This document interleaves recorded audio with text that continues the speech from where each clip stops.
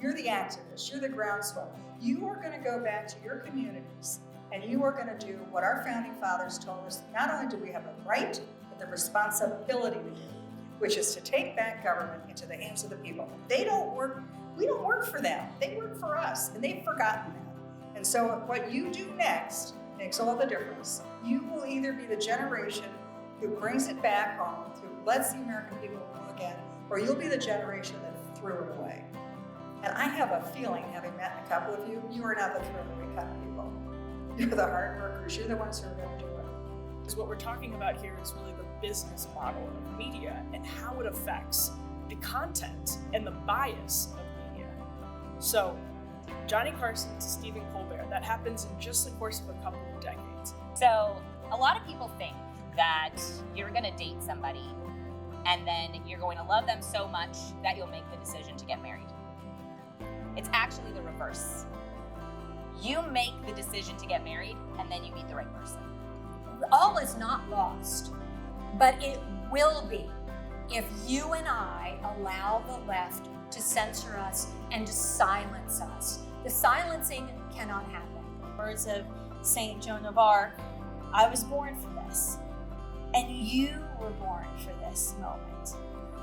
5 pro tips for being a proud conservative today. First, fight smart. This is a biggie. You've got to read, research, and know your audience.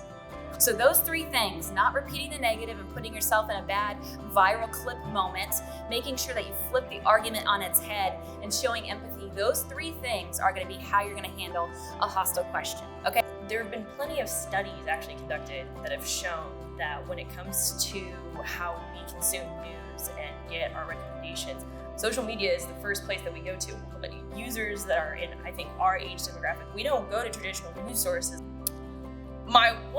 What I want to accomplish is to make sure that there's a change that ensures that no female athlete, or no female in general, has to worry about not being entitled to fair competition or privacy in an area meant for undressing or safety in their sport.